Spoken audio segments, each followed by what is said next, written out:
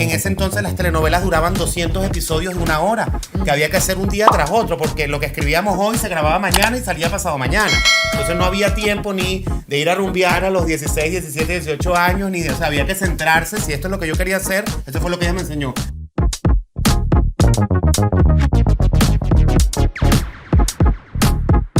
La Mordida, el podcast. Amigos, sean bienvenidos a La Mordida, el podcast. Estamos hoy muy contentos de estar junto con usted, así que se puede suscribir y darle seguimiento a todos los contenidos que tenemos para todos ustedes. Y hoy estoy con mis compañeros, por supuesto, con el señor DJ Jello y por supuesto mi gran amiga Jessica Salado. Y nos encontramos por acá con un hombre que es dramaturgo, que está en el mundo de las artes. Y bueno, vamos a conocer un poquito más de ese mundo tan impactante y que en este momento en nuestro país está increciendo. Tenemos a Benjamín Cohen, que nos acompaña el día de hoy. Gracias, o sea, muchísimas gracias por esta invitación. Imagínense aquí por fin estar en La Mordida, estoy feliz. Claro que sí, estamos acá dichosos por conversar contigo porque este mundo de las artes escénicas es muy interesante y en nuestro país viene teniendo un auge muy pero muy importante, aunque ya se realizaba y hay que decirlo con gran calidad también. Pero bueno, vamos a hablar de lo que está pasando en este momento y quiero que sepan los amigos que nos ven en este instante cómo ha sido la semana de Benjamín, el productor, el hombre que está trabajando, que está en una obra además que nos muestra por medio del suéter, que está muy concurrida por la gente, que les encanta. Y bueno, ¿cómo es una semana en tu día a día? Bueno, mi semana, cuando estamos en temporada como en este momento, es complicadísima porque uno sale ya de los 4 meses de ensayo y de todo lo que sucede para poder llegar con una fecha de estreno y después el estreno y la temporada y las funciones que no paran. Estamos de martes a domingo sin parar. Y bueno, la semana es sin descanso porque siempre hay que estar corrigiendo, siempre sucede después de una función que se rompió el vestuario, que se rompió la escenografía, que hay que corregir, y todas esas cosas siempre uno tiene que terminar de apagar todos los fuegos, ¿no? Y no solamente yo, sino mis productoras, Diana Buganem y Mónica Guzmán, que son las productoras de Rabanes el Musical. Pero bueno, entre todos estamos como que echándonos una mano para poder llevar, son 30 funciones. Wow. Y además cuando nos ha ido sold out casi todas las funciones y eso nos da como más estrés, porque oye, hoy viene mucha gente, hay que hacerlo mejor, hay que corregir aquí, hay que corregir allá, o sea... La responsabilidad es mayor. Sí, uno se siente como que viene más gente a vernos y no podemos dañarla, ¿no? Claro. Entonces, pero ha sido una experiencia espectacular. En el caso de Rabanes el Musical, que es lo que me tocó este año, la gente sale contentísima. Nos fuimos de locos. Por primera vez dije, yo quiero hacer algo visual espectacular.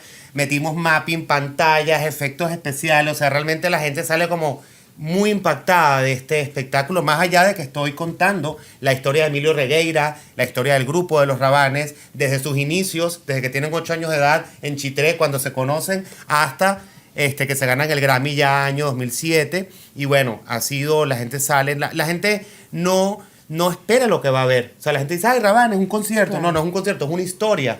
Es ir a ver, como ir a ver el musical de Michael Jackson, o ir a ver el musical de Tina Turner, es la historia de ellos a través de su música, con, por supuesto, canciones nuevas que tuve que componer para poder contar la historia, ¿no? Del musical. Ahora, tal cual como lo hiciste en el musical, a nosotros nos gusta contar la historia desde el principio. Entonces vamos a arrancar con tu historia desde el principio. Bueno, principio, profesionalmente comencé a los 16 años. Por una trampita que tuve que hacer para poder entrar a un canal de televisión, tuve que falsificar mi cédula de identidad porque era menor de edad y no podía entrar al equipo de escritores. ¿Eso fue dónde? ¿En Venezuela? En Venezuela. Pero realmente eso nace porque cuando era pequeño, 5 o 6 años de edad, mi abuela fue una directora de teatro muy importante allá. De hecho, ella hizo el Centro Cultural Prisma, fue el primer centro cultural que generaba directores, actores, productores. Y ella me llevaba a las obras infantiles que hacían en su sala. Y un día, nunca me voy a olvidar una obra que se llamaba Los Niños del Otro Planeta, que yo de niño estaba muy impactado como entraba la nave espacial al escenario. Y era como que wow, y yo pasé hasta los 15 años, todavía soñaba esa obra que yo vi a los 5 años, esa nave espacial que bajaba. Y cuando ¿Cómo hicieron? Un día cuando veo el video que los pasaron de Betamax, te estoy tirando cédula, wow. Los pasaban del Betamax allá al DVD. Por cierto, sigo tirando cédula. Digo, ay, mira, Los Niños del Otro Planeta, y la puse, mi abuela me dejó todas las horas y cuando veo era una cosita que entraba con un carrito, y decía uno, lo que es el teatro, ¿no? Y más para un niño, ver cómo te imaginabas esa locura. Y ella me dijo, es que el teatro no tienes que ver para creer, tienes que creer para poder ver. Wow. Y eso me quedó siempre como, wow, o sea, sí, o sea, lo que es la magia del teatro. Y con ese gusanito dije, bueno, me gusta el teatro, me gusta la televisión. Comencé con Ana Teresa Sosa, una gran dramaturga premiada venezolana que hizo novelas como Por estas calles, novelas que fueron importantes a nivel de rating, a nivel de proyección internacional. Y ella me dijo, mira, yo no te voy yo tenía 16, no me había ni graduado de la secundaria. Yo no te voy a enseñar, yo te voy a poner a trabajar conmigo. Y comencé a escribir con ella las telenovelas teniendo 16 años y resulta que las novelas iban siendo muy exitosas hasta que entro al canal de televisión sin haber cumplido los 18. Wow. Entonces, claro, eso me obligó, una experiencia muy bonita porque eso me obligó desde muy joven a centrarme, a ponerme serio, a valorar lo que es el trabajo, a de verdad estar en un día a día. En ese entonces las telenovelas duraban 200 episodios de 1 hora, que había que hacer un día tras otro, porque lo que escribíamos hoy se grababa mañana y salía pasado mañana. Entonces no había tiempo ni de ir a rumbear a los 16, 17, 18 años, o sea, había que centrarse. Si esto es lo que yo quería hacer, eso fue lo que ella me enseñó. Si esto es lo que tú quieres hacer, pues yo te voy a dar la entrada, pero tú vas a tener que ser responsable, vas a tener que echarle pichón, como decimos allá, para trabajar. que esto salga, pues. Y eso creo que fue lo que me dio esa musculatura para después meterme en todo lo que me metí. Pero todo lo que pasó después. Cuando eres escritor, ¿cómo funciona? Porque yo siempre he pensado que existe una musa, ¿no? La inspiración para poder escribir. Y entendería también que en esta profesión existen bloqueos mentales en muchas ocasiones. Pero si tú estás con la premura de tener que escribir constantemente, ¿qué pasa ahí? Hay ejercicios, formas, maneras de salir de ese atasco mental que tienes en ese momento. Mira, eso sí, te lo voy a decir, me lo enseñó mucho la telenovela. O sea, yo le debo mucho. Yo hoy en día hago series y hago otro tipo de formatos. Estamos haciendo cosas para Netflix, para España. Pero yo siempre voy a estar agradecido con la telenovela tradicional. Porque una de las cosas que te enseña la telenovela tradicional es que no te puede, el síndrome de la página en blanco lo tienes que superar en 5 minutos. Tú puedes durar 10 minutos bloqueado, pero al minuto 15 tú tienes que escribir lo que se graba mañana. Claro. Entonces, esa presión de alguna manera, ese estrés, el mismo estrés te da o sea, a mí me pasó, me da la salida y me pasaban cosas. Una vez me pasó, nunca lo voy a olvidar, en ese estrés tan horrible que era hacer telenovela en esa época, que era todo tan agresivo. Nunca me voy a olvidar que un día me llaman y me dicen, yo estaba escribiendo el proyecto que venía 6 meses después, y me llaman y me dicen, mira, eso fue Radio Caracas Televisión cuando todavía existía, que no lo habían expropiado, y me llaman y me dicen, mira, Benjamín, votamos a los escritores de la novela tal que está en el aire, y necesito que vengas a escribirla. A resolver. Digo, sí, pero yo no he visto la novela, ya la novela estaba en el capítulo 60, estaba al aire, y luego yo no he visto la novela. Y dice, bueno, no, dame aunque sea una semana, veo los capítulos a ver qué voy a hacer. Benjamín, tú tienes que venir ya porque necesitamos grabar lo que va a salir pasado mañana. Wow. Y yo tuve que sentarme a escribir capítulo 61 sin tener ni idea. Me dijeron, la protagonista se llama tal, el protagonista se llama tal. Le echaron el cuento. El cuento, no hubo tiempo, date. Y yo con la página decía, Dios mío, ¿y dónde viene esto? ¿Y dónde viene aquello? ¿Cuándo se Y muere preguntándole este? a los ¿Cuándo se actores. muere? Yo, menos mal que yo era medio amigo de los protagonistas. Ven acá, ¿de qué se trata? O sea, ¿qué hago yo acá? Entonces, claro, eso te enseña. Claro, uno sale adelante porque no te queda otra. Ese es el trabajo, porque si no te votan.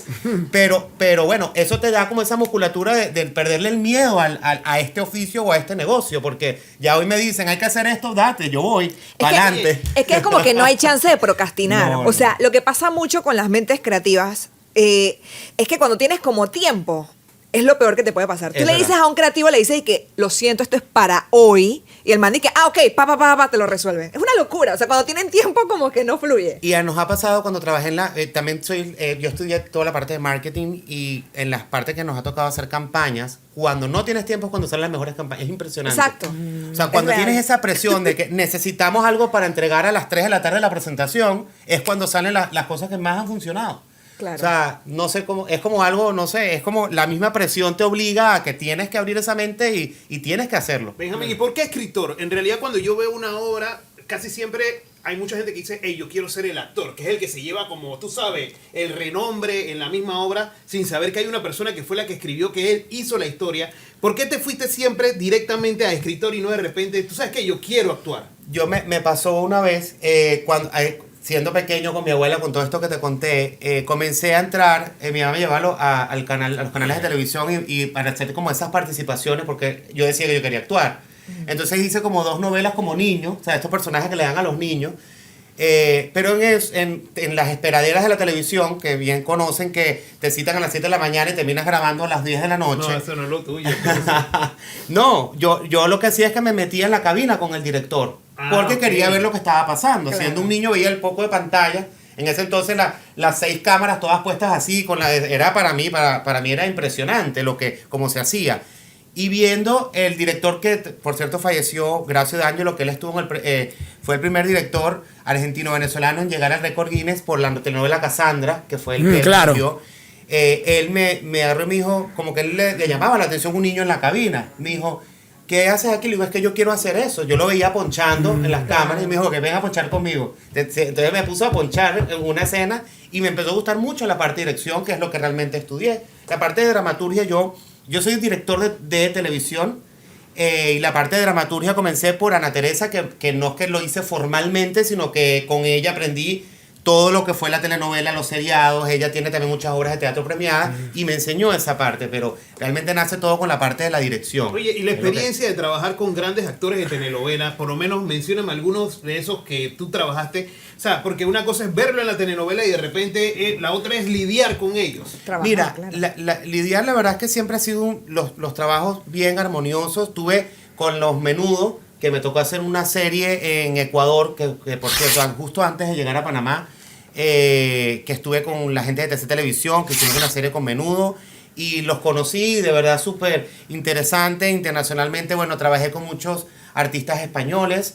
Yo tuve una época viviendo en España, estuve trabajando en el departamento de ficción de Antena 3, estaba todavía muy joven, que de escritor pasé a ser como uno de los asesores de las telenovelas latinas que ellos compraban para la transmisión en sus plantas televisivas.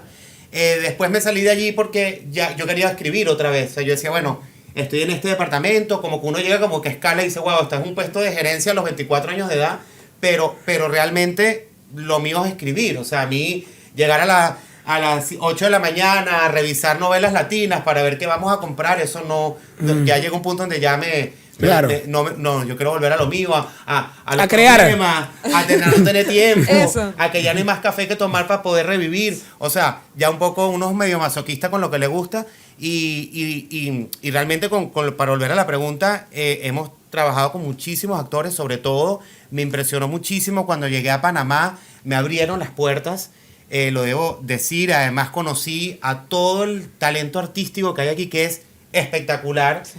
He tenido la suerte también de, como trabajé en 4 países diferentes, yo debo decirte que nunca me he encontrado con personas tan profesionales como hay en Panamá. O sea, me pareció grato saber que acá no hay eso de que entras a una cosa y hay divismo y te cierran la puerta, o de repente, ahorita que ya tengo como 6 obras hechas, digamos, en Panamá, trabajar en lo que son los ensayos, lo fácil que es, pues gente muy talentosa, la gente aquí viene preparada. O sea, exacto. Yo me he topado hasta en España y me he topado en Colombia y me he topado también en Venezuela de que llegas a montar una obra o estás dirigiendo una telenovela o donde estés y te encuentras con aquellos nombres y aquellos títulos de que él es tal y fulana es tal, y cuando llegas a ensayar son personas que no son profesionales. O sea, una cosa, o sea, chévere, eres famoso, tienes un título dentro de la televisión, pero no eres un profesional.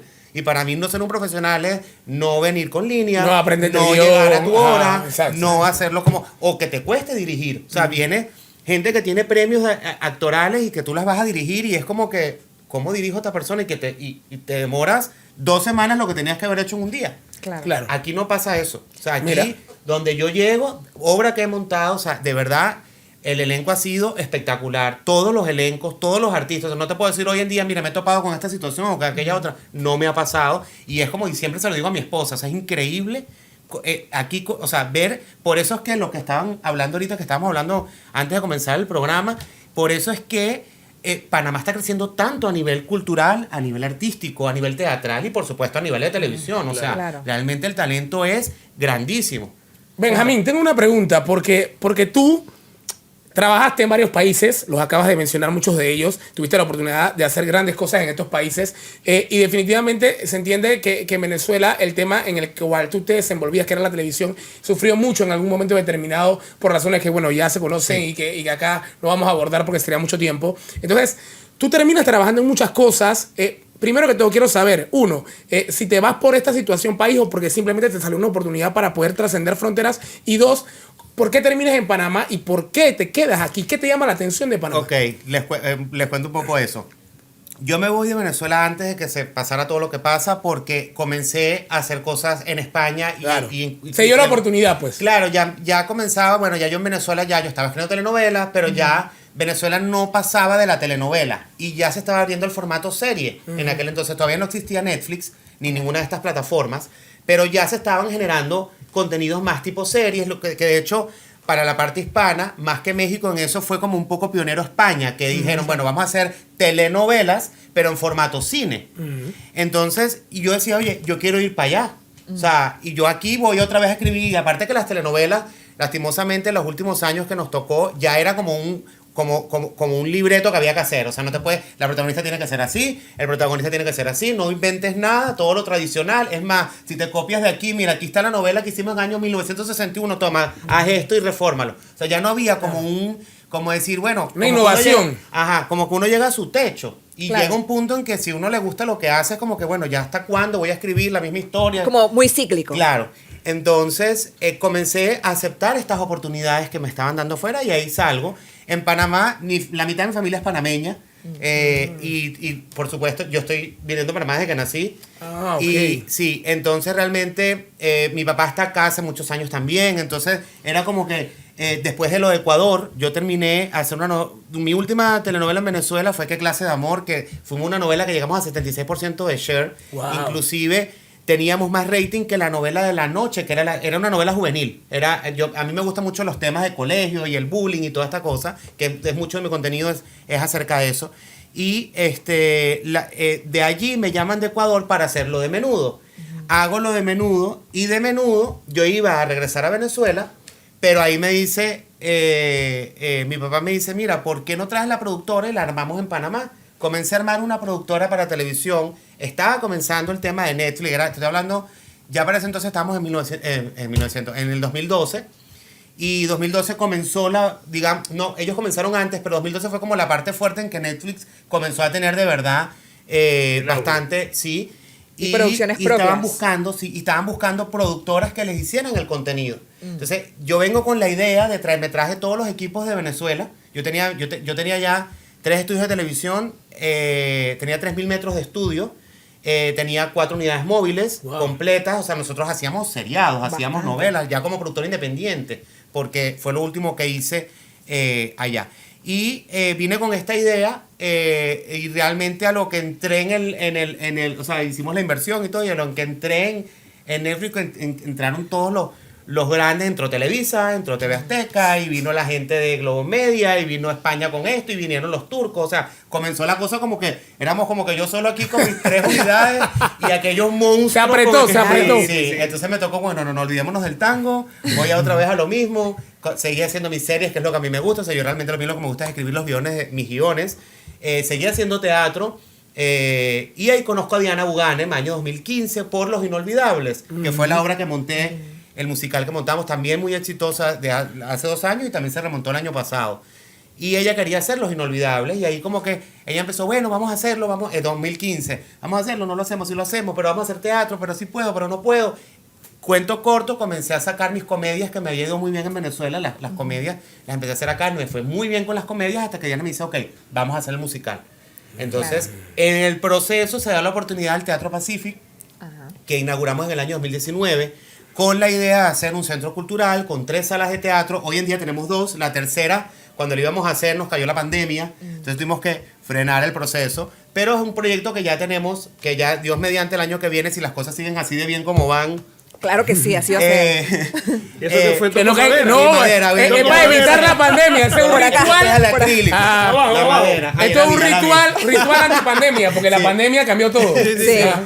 Exacto. Pero ahorita hablábamos fuera, como en backstage, hablábamos del Teatro Pacific, porque en la industria del teatro en Panamá venían siendo como teatros más pequeños, salas pequeñas. O muy antiguas también. Ajá, muy antiguas, salas pequeñas. Recuerdo el antiguo Teatro La Cuadra, que literal eran 2 cuartitos chiquititos. Y el Teatro Pacific llega un poco a cambiar esas reglas porque es una sala creada, nos contabas, una sala creada para teatro y para una cantidad de espectadores increíbles. Tú entras y eso es como una sala de cine. Sí. Bueno, la idea era el proyecto yo no estaba inicialmente, era de otras personas. Esas personas tuvieron un problema, se separan y queda el local. O sea, como tal, gracias a Dios era un local preparado, que es lo que hablábamos, a diferencia de es que el Teatro Pacific se construyó inicialmente desde los planos de construcción del edificio, iba a ser el teatro. Entonces ya estaba pensado. No estaba adecuado. Claro, No, no estaba era adecuado un a una teatro. sala, sino que originalmente era un teatro. Claro, era una sala.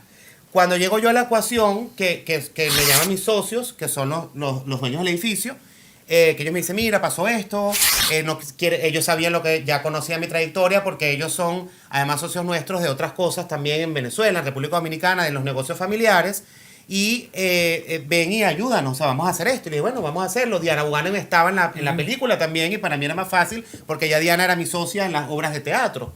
Y bueno, nos cuadramos, y cuando veo el proyecto, y le digo, oye, pero si estás haciendo ya esta sala, ¿por qué no agarramos el local de al lado y vamos a hacer un centro cultural? O sea, un lugar en donde tú puedas llegar y tener 3 opciones que ver, tener 3 obras infantiles un fin de semana al mismo tiempo, tener tus 3 comedias, una sala para los musicales, para los eventos, otra sala para las comedias más pequeñas, tener un sitio donde hacer exposiciones, que nosotros hoy en día tenemos, para hacer galería de arte, para hacer, o sea, realmente, ¿por qué no hacer el primer centro cultural de Panamá? Entonces, Y era un poco de lo que hizo tu abuelita también. Sí, ella tenía ya Claro. el Centro Cultural Prisma. Yo vine con ese día y a ellos les gustó y lo hicimos. Claro, nos agarra la pandemia y llegamos hasta la mitad, pero yo siempre digo, el tiempo de Dios es perfecto. O sea, las cosas tienen que pasar por algo, y ya vamos a poder inaugurar la segunda parte del Centro Cultural y poder tener, porque la tercera sala es un black box que está pensado para los estudiantes, por ejemplo, hacer cosas universitarias, hacer es valiosísimo. producciones más artísticas que no las puedes hacer en las salas grandes. Eso es súper Entonces, valioso. Benjamín, una pregunta. ¿Cómo tú ves la cultura del panameño en el tema del teatro? O sea, a mí me encanta. Y yo te voy a ser sincero, yo he ido a muchas obras de teatro, y yo que he estado en radio, he estado en televisión, pero veo a esa gente actuando y yo digo, esta es otra onda, estos manes están a otro nivel. Lo veo hasta con más dificultad de grabar una película o grabar un capítulo de lo que sea, porque eso es en vivo. Sí. Entonces, ¿cómo es la cultura panameña en el nivel del teatro, de los musicales y todo lo demás? Bueno, la cultura, yo siento, o sea, no soy panameño, pero ya los años que tengo acá, he visto cómo ha crecido. No solamente nosotros hemos aportado a este crecimiento, o sea, Diana y yo, y las cosas que hemos hecho, sino como todos los grupos han crecido. Se volvió a inaugurar el Teatro Nacional y están haciendo cosas espectaculares. Sí. Por ejemplo, todo lo que ha sucedido desde el año pasado, digamos después de pandemia, porque ya realmente al Teatro Nacional le tocó reabrir, y a nosotros justo en el momento en que se cierra el mundo. Pero realmente ya ahora que podemos decir que la pandemia ha pasado, las cosas que están sucediendo son espectaculares y son de primer mundo. O sea, muchas obras del Teatro Nacional, de nuestro teatro y de lo que está haciendo el Teatro en Círculo, son obras que están a la altura de lo que estamos viendo afuera. Y eso es muy importante. ¿Por qué es importante? Porque no solamente presentamos obras de calidad entre todos los teatros, sino que también fomentamos la idea de que la gente se pueda preparar para hacer esto, porque mucha gente antes lo veía, o se sigue viendo para muchos, bueno, voy a hacer teatro mi hobby, pero voy a trabajar, pero tengo que trabajar en esto para poder vivir, porque el teatro no me da plata. La creencia de que no, o sea, te vas a morir de hambre. Exacto. En el arte. No, y no solo eso, sino que para qué lo voy a estudiar si yo voy y me prendo unas líneas y lo hago como sea. Claro. Hoy en día la gente está yendo y se están preparando. Tenemos muchísima gente que viene hasta de Nueva York, o sea, panameños que van, estudian en Nueva York y regresan a trabajar, a buscar plazas de trabajo acá. Y por eso ves extraordinarios bailarines, ensemble muchísimos, que son muy buenos, que eso no es fácil conseguir en los países, como se consigue acá. Tiene gente muy bien preparada. Y por supuesto actores preparados. O sea, de verdad te lo digo, como director para mí es un placer, porque me es fácil hacerlo. Porque aquí está el elenco, que en 2 días montamos 6 escenas, porque son plastilina. Porque es gente preparada para ensayar. Y eso le digo, esto no pasa, no me pasó en Ecuador, no me pasó en México, que hay tanta estrellita, no te pasa en España, no te pasa en ningún lado. O sea, de verdad, o sea, te lo estoy diciendo porque eso es una de las cosas que a mí más me impresiona, y lo que más me gusta de hacer estos montajes en Panamá es eso. Benjamín, tú me estás hablando de la materia prima, que me parece espectacular. Y si tú me hablas de ese nivel de talento, lo puedo creer de una persona como tú, que ha trabajado en varios mercados, que definitivamente conoce qué es lo que pasa en el tema de la producción. Entonces, la gran pregunta aquí sería, porque sabemos que hay material entonces para que el teatro vaya creciendo muchísimo más. ¿Cómo podemos hacer para que el panameño de a pie, que todavía no conoce, porque porque parece mentira, pero hay mucha gente que quizás tenga el poder adquisitivo y no conoce el teatro. ¿Qué podemos hacer para que la gente vaya? Porque creo que en la medida de que mayor gente se vaya sumando, la escena va a crecer mucho más, porque esto es oferta y demanda. Entre más personas quieran ver teatro, más obras se van a poder montar y se va a poder desarrollar mucho más el talento. Nosotros, y te voy a contar eso, y te voy a contar lo que acabas de decir. A mí me ha pasado, y es una cosa que enfrentamos, de gente de poder adquisitivo que te dice, no, yo voy al teatro en Broadway, pero yo aquí no voy al teatro. Digo, ¿por qué no? Digo, tú sabes que aquí estamos haciendo, ¿por qué no vas a ver lo que está haciendo el Teatro Nacional para que veas que no tienes que ir a Broadway? O lo que estamos haciendo nosotros en Teatro Pacific. O sea, yo contesto, o sea, yo Claro, no tengo pelo en la lengua. claro. Porque Sí. hay que contestar. ¿Cómo me dices una cosa así y no has visto? O sea, ¿cómo me vas a decir eso y no has visto lo que estamos haciendo? Exacto. Porque de verdad somos muchos productores, muchos escritores, directores que estamos en Panamá, panameños y no panameños, que estamos haciendo lo mejor posible para verle la cara, para que la cara del teatro panameño se vea grande como se está viendo. Entonces no me contestes una cosa así. Entonces cuando la gente viene y que te la jalas y sale y dice, y muchos comentarios, yo la verdad es que no iba al teatro aquí, pero la obra está espectacular. Digo, bueno, es que esa es la idea. O sea, estamos todos trabajando para que eso suceda. Darle la oportunidad. Así como también que de lo que estás hablando, que hay que también dar la oportunidad. A lo mejor no todo el mundo tiene para pagar un musical. O sea, sabemos que es costoso porque es costoso montarlo. Entonces, no, o sea, obviamente, a veces cuando no tienes todo el patrocinio completo para hacerlo, tienes que de alguna manera poder, aunque sea, pagar el proyecto, ¿no? Pero bueno, intentamos con muchas fundaciones hacer, por ejemplo, en Rabania lo estamos haciendo y lo hemos hecho en Los Inolvidables y lo hemos hecho en casi todo, porque queremos también traer a la gente que no, a lo mejor no te paga $70 por ir a ver un musical, pero que tú puedes decir, ok, mira, el tal día vamos a hacer esto para hacer los boletos en 25, porque queremos traer también a la gente que venga a ver, porque la única forma es poder hacer que el teatro sea inclusivo. Y creo que eso es parte de lo que todos como productores, hablo ya de la parte teatral, porque sé que mis compañeros también lo hacen, mis colegas, estamos todos en pro de, ok, tenemos que hacer que el teatro ya no sea más elitesco, tenemos que abrir y tenemos que hacer que esto sea para todos. Exacto. Porque además, o sea, realmente no estamos en un país grande, y a nivel de, digamos, ya hablando la parte económica de un proyecto, tú no puedes contar solamente con las personas que sí tienen poder adquisitivo. Claro. Entonces, de alguna manera, si queremos seguir fomentando, si queremos seguir haciendo estos proyectos a esta altura, como se están haciendo, tenemos que abrirlo. Y además, estamos trabajando muy de la mano de los colegios públicos, estamos trayendo a los colegios públicos al teatro, no solamente en los musicales, sino en nuestros proyectos infantiles que tenemos en la Sala 2, en las obras, en las comedias comerciales que tenemos también en la Sala 2. Bueno, nosotros en Teatro Pacífico usamos la Sala 2 para la parte familiar, de las infantiles, de las comedias de 4 personajes, y tratamos de que la sala grande tenga los grandes musicales, los conciertos, los ballets, las academias, o sea, es un poco como está funcionando ahorita el teatro, y para todo siempre intentamos de poder casarnos, aunque sea con 2 o 3 fundaciones en cada proyecto, que ir poco a poco poder ayudar y ayudarnos todos a que esto siga circulando, ¿no? ¿Cómo hace un productor, en este caso, cómo haces tú para que no se te acaben las ideas? Porque tienes muchos años, ¿me entiendes? Y en el tema de las novelas, a veces, chuleta, ¿qué hago? No sé, ¿por dónde me voy? ¿Cómo te inspira? Esa es la primera. Y hacer un pequeño resumen de lo que conlleva hacer una obra de teatro. Porque la gente llega, se sienta y ve 45 minutos, una hora y dice, qué bien, qué Una feliz. logística grande. Pero es una logística grande. Sí. El tema de los ensayos, para mí el tema de poner a una persona que se aprende un libreto y lógicamente improvisan. Y esa es la parte bonita del teatro. A mí me gusta cuando yo veo que se les cae algo que no estaba dentro de la Y escena tienen que resolver. y ellos resuelven de buena manera. O sea, eso le da una capacidad Sí. de ser chispa. Cuéntame un poco de eso. Bueno, las ideas realmente, como te dije, cuando estás en televisión hay que ir con el timing de la televisión, ahí no hay mucho que pensar, y por eso a veces la televisión ve uno como que se ve como, esto está copiado de aquí, esto está copiado de allá, porque Sí. realmente toca. Pero en las obras de teatro sí te digo que lo bonito de lo que es el cine y el teatro, a diferencia de lo que es la televisión, y no voy a menospreciar la televisión, es lo que a mí más me gusta hacer, pero sí hay una diferencia, y es que el teatro y el cine te da como ese tiempo de poder montar, de poder presentar lo que en verdad uno quiere contar, cosa que la televisión no te lo permite. Entonces, para hablarte ya de teatro, que es en lo que estamos realmente centrados, por ejemplo, Los Rabanes, que es esto último. Ellos llegaron con la idea de que les escribiera y les montara este musical junto con Diana y Mónica, que están produciendo. Entonces yo le digo, bueno, la idea no sale de la nada. La idea le digo, bueno, ¿qué podemos hacer? Vamos a entrevistar, o sea, yo quiero conocer de sus vidas, porque yo lo que conozco a ustedes Es la música. Exacto, la música, y de la música señorita, bam, comando igual lo que se oía en las discotecas donde yo rumbeaba, pues. Entonces, y cuando empiezan a contar la historia, una historia que dicen, pero la historia no es importante. Le digo, tú no sabes si es importante o no. O sea, yo soy dramaturgo, déjame ver tu historia y yo te la hago importante. Ese es mi trabajo. Entonces, cuando empiezan a contar la historia, mira, la obra se quedó chiquita. Le digo, mira, ustedes tienen para hacer una novela de Netflix de 300 episodios de 1 hora. De todo lo así que a mí hay. no me digan que la historia no es importante. Es más, ahora me van a decir que puedo contar y que no puedo contar, porque yo tengo mucho que contar ahora.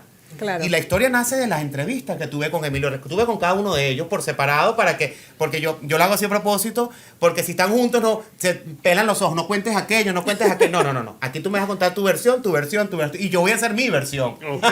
Como un policía ahí Así entrevistando mismo. a los Entonces, cómplices. Depende. Los Inolvidables es una idea, por ejemplo, diferente a lo que nos pasó con Sí, porque Rabanes. hay cosas que tienes que crear. Claro, Sí. que nació de que yo siempre quise hacer una historia sobre el Holocausto, y además hacer una historia no del Holocausto, sino del inicio, que muy pocos tocan. Siempre las películas ves cuando ya están en el campo de concentración, cuando ya está terminando la guerra, pero casi nunca hemos visto cuando todo realmente inicia, que es en la noche de los cristales rotos. Justamente te lo iba a mencionar, Sí. la noche de los cristales rotos. Él dijo, justamente. oye, yo quiero contar el inicio de la Segunda Guerra Mundial, el inicio de lo que fue esa barbarie, bueno, ese manchón que tenemos en todos, porque todos lo tenemos en nuestra historia. Yo quiero contar, y además lo quiero contar de una manera en que para el público que no conoce puede interesarle, porque a veces nos pasa con las cosas de historia, Sí. que el público, digamos el masivo, ay, otra vez me va a contar, la gente no quiere escuchar el pasado, que la gente es más como que, bueno, lo moderno, no sé qué. Y bueno, yo le voy a contar, voy a hacer una novela de esto. Se va a hacer una historia Disney, pero que detrás de la historia de amor y de la comedia y todo lo que a mí me gusta hacer en mis piezas, les voy a contar esto sucedió y se los estoy contando porque esto, si no lo recordamos, nos va a volver a pasar. Porque en muchos países está volviendo a pasar de diferentes formas, pero está sucediendo precisamente porque no recordamos nuestra historia. Tipo, lo que me imagino es que quieres hacerlo con una historia que obviamente se conoce y que fue muy fuerte en nuestro mundo, tipo Jojo Rabbit, por ejemplo, que Correcto. te cuenta la historia, pero que te lo cuentan de una manera distinta. Diferente para que Por la supuesto. gente, pero al final te deja el mensaje y dice, mira, Sí. señora, esto nos pasó en la historia. Claro. Y si no estamos pilas, esto y sobre todo en nuestros países de Latinoamérica, en cualquier momento nos vuelve a pasar. Claro. Entonces, yo siempre yo quiero dejar, o sea, dentro de mi repertorio de dramatúrgico, quiero dejar una historia y además en musical, o sea, que tenga sus canciones y todo, que es la parte que a mí el tema de los musicales me fascina. Y ahí es donde nace Los Inolvidables y la verdad es que fue, no solamente en Panamá, Los Inolvidables ya está gracias a Dios, vuelvo y te digo, toco madera para que se siga vendiendo, pero ya está en España, ya está, ahorita me voy a Venezuela, lo voy a montar en el Teresa Carreño, que para mí eso es como que, wow, o sea, yo todos los años que estuve en Venezuela nunca tuve como que ese acceso a entrar en el Teresa Carreño, y ahora me toca hacerlo en el Teresa Carreño y realmente ya el proyecto está volando solo, que eso no me había pasado tanto en teatro. Uno en televisión es como más fácil porque tú haces la lata de los capítulos o entregas los capítulos escritos y los graban y los hacen, es como más fácil, ¿no? Pero llevar ya un musical es como, o sea, es mucho más enredado y está sucediendo. Y ahora con Rabanes les quiero contar que tenemos la bendición de Emilio Estefan, quien ha apoyado este proyecto, porque obviamente también los Rabanes están ya firmados otra vez en su casa de disquera y tenemos por ahí unas noticias bien chéveres de que parece que vamos a estar por ahí en otros países presentando el musical, Qué así bueno. que ya es el segundo musical que vamos a poder exportar. Además, musicales panameños para exportar, que siempre Bien. pasa al revés, siempre tenemos que traerlo de afuera. Exacto. Nosotros vamos ahora, lo de acá lo Muy vamos bien. a llevar para afuera. Oye, me he Eso es quedado bonito. con ganas de hacerte 1000 preguntas, pero se nos está acabando el tiempo. Y creo que me parece súper valioso entender un poquito, desde toda esa experiencia que tenías como en distintos países, cuál es tu futuro próximo o cómo ves tu futuro próximo y si ese futuro es acá en Panamá. Sí, bueno, sí, nosotros ya acá, ya yo tengo mis hijos, son panameños, ya tengo mi familia acá. Realmente estábamos muy contentos, tengo el teatro, yo por mi trabajo, yo puedo trabajar desde Panamá, trabajo y sigo escribiendo para otras productoras fuera del país.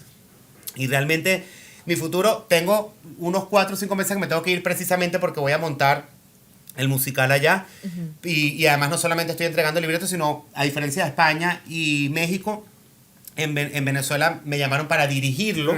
Entonces eso también es, y me encanta porque como te digo, no sé cómo explicarte, para mí hacer allá en el Teresa Carreño es como para alguien que llega al Teatro Nacional. Claro. Como que wow, me monté en el Teatro Nacional, es un poco parecido y siempre he tenido como ese sueño que nunca se cumplía. Pero realmente hago el proyecto y hay otros proyectos acá. Estoy escribiendo ahorita un musical que se llama Los Debutantes, un poco sobre un club. Ya ustedes conocen por dónde va la ¿Qué historia. club será? No puede ser, ¿en ¿Qué serio? club será? No sé cuál será. No se me ocurre ninguno. Gira un poquito alrededor del club, este musical muy divertido, una comedia, obviamente sin meterme ni ofender a nadie, pero es una comedia muy divertida que vamos a, si Dios mediante, vamos a presentar el año que viene. Y por ahí hay otro proyecto de un artista muy conocido que también al estilo Rabanes le vamos a hacer el musical, así que por ahí estén pendientes que vamos a estar con Para invitar a la gente que vaya a ver la obra. Bueno, de ya los nos Rabanes. queda 2 días, cerramos ahorita el martes 30.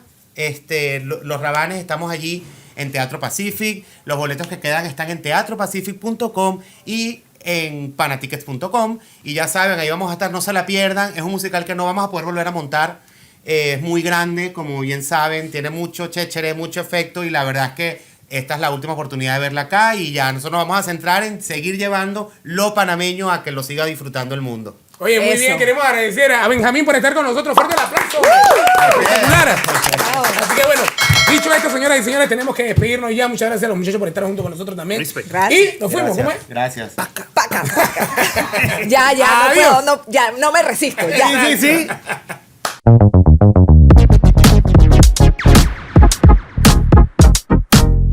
La Mordida, el podcast.